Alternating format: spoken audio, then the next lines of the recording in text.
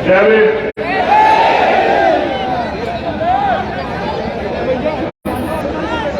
Train है 5 बजे, सुबह 6 बजे ट्रेन थी। उम्मीद थी कि वो ट्रेन 9:30 बजे तक आ जाएगी। ट्रेन आई 2:30 बजे। अगर वो ट्रेन समय से आती तो मैं आपके बीच में ज्यादा लंबे समय तक रुकता, क्योंकि मेरे ऊपर बड़ी जिम्मेदारी है। वो भी जगह काम है तो मैं 10 मिनट आपसे बात करूंगा। मैं उम्मीद करता हूं कि 10 मिनट आप मुझे सुनेंगे और मेरे द्वारा बताई गई बातों पर अमल करेंगे। मेरे जाने के बाद हमारे नेता, हमारे राष्ट्रीय अध्यक्ष जी, हमारे यहाँ के सीनियर नेता सुरेश जी, भरसिया जी और पूरी टीम, हमारे प्रधानी जी, भाटी जी, वो आपको संबोधित करेंगे। मेरे जाने के बाद आप उनको सुनना। मैंने उनको बता दिया है कि किस तरह से आपको इस आंदोलन के लिए तैयार करना है।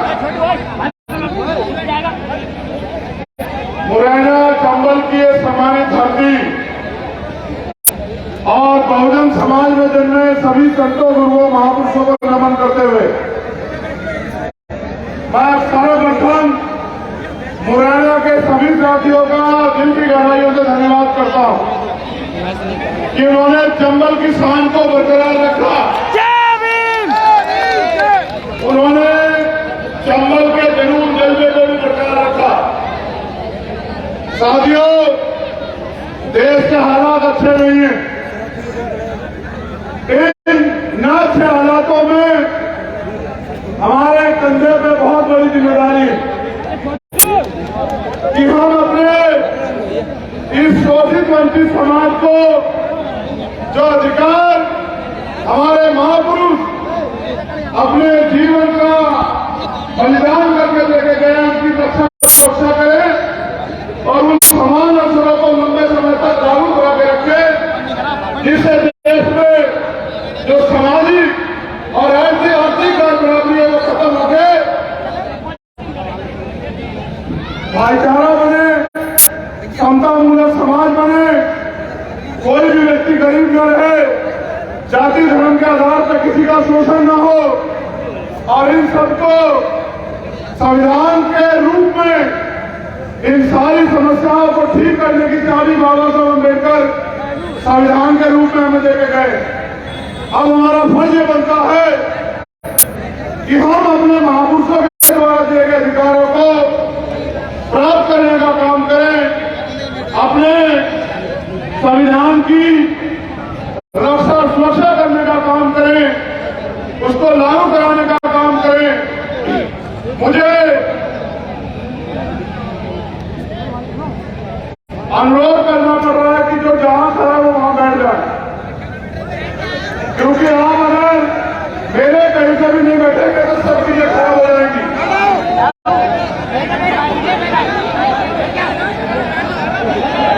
सोनू ब्लॉग देख रहे हैं आप, मैं हूं आपका दोस्त सोनू निगम। अभी आप भीम आर्मी चीफ चंद्रशेखर आजाद को सुन रहे थे, थोड़ी देर के लिए वो रुक गए हैं। सभी लोगों से आह्वान किया है कि जो भी साथी आए वो बैठ जाएं ताकि सुन सकें।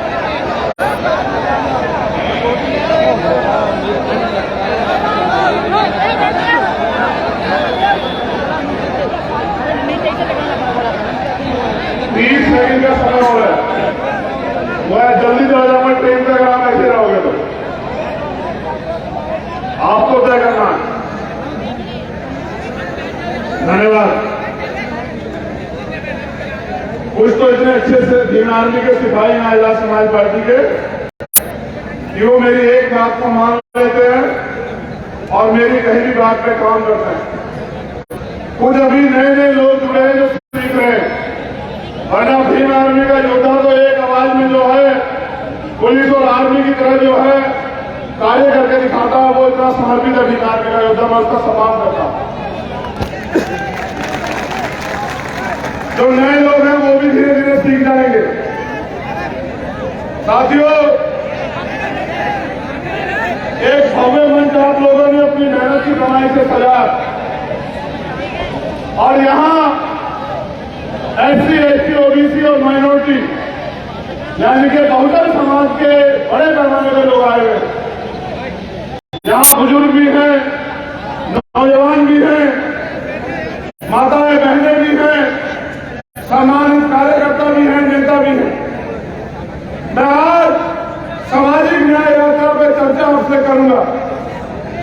कि हम लोग सामाजिक न्याय यात्रा क्यों निकाल रहे हैं।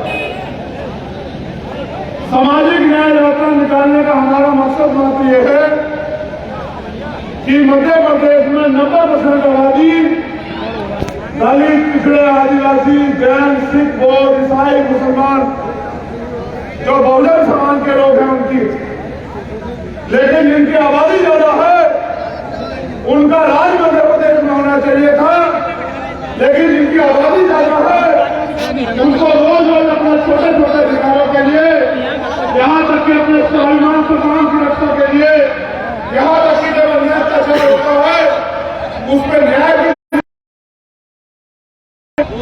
उसका एकमात्र कारण यह है कि टुकड़ों में बटा बहुजन समाज एकजुट नहीं है और उनकी एकजुटता न होने के कारण वो लोग जिनकी संख्या मध्य प्रदेश में कम है, जिनकी विचारधारा भी एक वोट एक वैल्यू, राजनीति में तो हम लोग बराबर हो जाएंगे, लेकिन जो देश में सामाजिक गैर बराबरी, जाति बना के जो भाईचारा तोड़ के गैर बराबरी बनाई गई है और जो आर्थिक गैर बराबरी है, जब तक वो दूर नहीं होगी तब तक भारत में समता, समानता, बंधुत्व, भाईचारे का राज स्थापित नहीं हो सकता।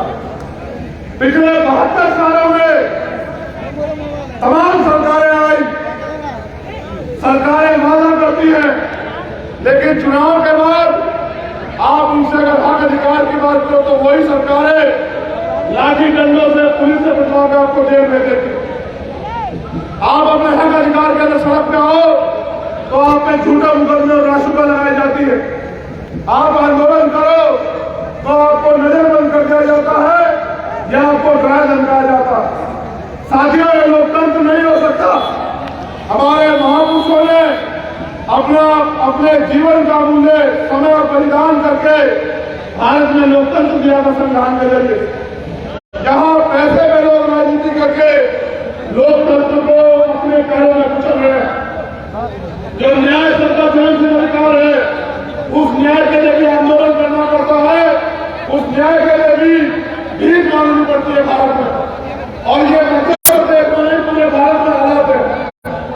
सामाजिक न्याय यात्रा के जरिए हम सोए हुए बहुजन समाज को जगाना चाहते हैं, जोड़ना चाहते हैं कि वो अपनी लड़ाई को, अपने अधिकारों को समझे और इन मुल्क बनाने वाली सरकारों के भरोसे न रहे। हमारे साथियों, अभी आपने देखा 1-2 दिन पहले यहाँ एक आंदोलन चल रहा है भोपाल में, और उस आंदोलन में वो लोग मांग कर रहे हैं कि आरक्षण खत्म कर देना चाहिए, आरक्षण आर्थिक आधार पर होना चाहिए। मैं उन भाइयों का बहुत बहुत धन्यवाद करता हूँ, दोनों हाथ जोड़ के धन्यवाद करता हूँ कि आपने ये आंदोलन करके मध्य प्रदेश के नहीं पूरे देश के दलित, पिछड़े, आदिवासी और जो अन्य धार्मिक अल्पसंख्यक है, जो पिछड़ी जातियों में आते हैं, उनको ये एहसास कराया कि आप कभी भी उनके हितैषी नहीं थे। आप हमेशा उनके अधिकारों को कुचलने का काम करते हो। और मैं पूरी जिम्मेदारी से कह रहा हूं कि आंदोलन में न सरकार की सह के नहीं हो रहा है, इस आंदोलन में सरकार की सह है। अगर हम आंदोलन कर रहे हैं तो किसी ओबीसी मोर्चा के बैनर पे मुझे एयरपोर्ट पे नजरबंद रखा जाए 14 घंटे, मैं पिछड़े आंदोलन में तो फ्लाइट कैंसिल करवा दी मुख्यमंत्री जी ने, लेकिन ये आंदोलन ना चल रहा है और ये आंदोलन आरक्षण के खिलाफ है, हमारे अधिकार SC/ST के खिलाफ है। और इस आंदोलन को पुलिस सुरक्षा देकर करवा रही है। इससे स्पष्ट होता है कि सरकार में बैठे हैं लोग, बीजेपी RSS के लोग, जो काम सीधे दरवाजे से नहीं कर सकते, वो इस तरह का आंदोलन करवा के हमारे अधिकारों को छीनने का काम कर रहे हैं। मैं पूरी जिम्मेदारी से यहाँ के मुख्यमंत्री और प्राइम मिनिस्टर से कहना चाहता हूँ कि हमें कमजोर समझने की गलती मत करना। मुख्यमंत्री जी, हमें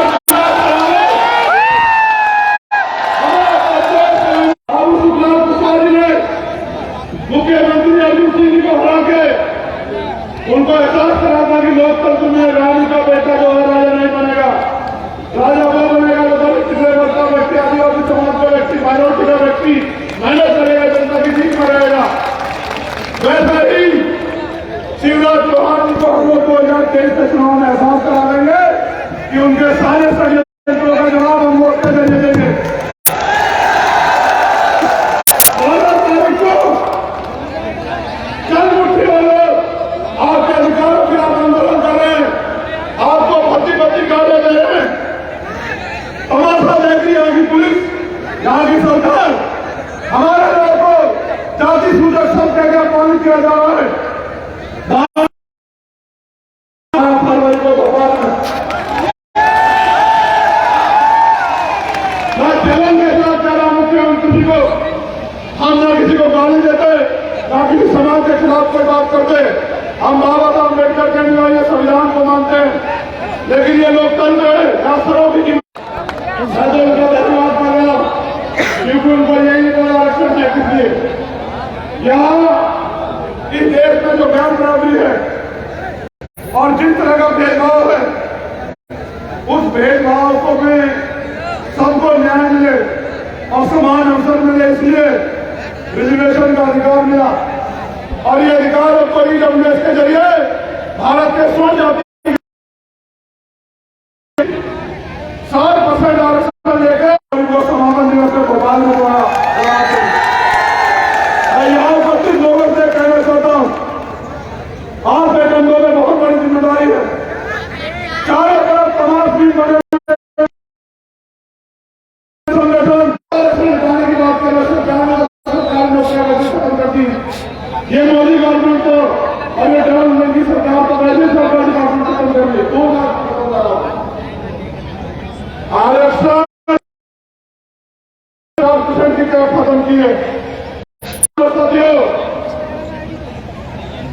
दिन में तारे दिख जाएंगे आरक्षण के खिलाफ विरोधियों को। आरक्षण इस देश में तब तक रहेगा जब तक इस देश में सामाजिक गैर बराबरी रहेगी।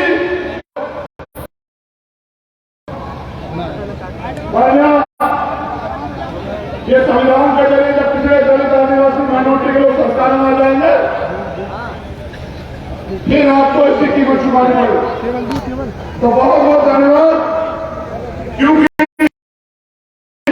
जैसे मध्य प्रदेश ने अपनी राष्ट्रवाद बनाया है, तो पूरे देश में मेरी जरूरत है, मुझे जाना है। लेकिन इस उम्मीद के साथ दोनों हाथ खड़े करके मुझसे वादा करो। पहले बात हम लोग वादा क्यों चले पीछे?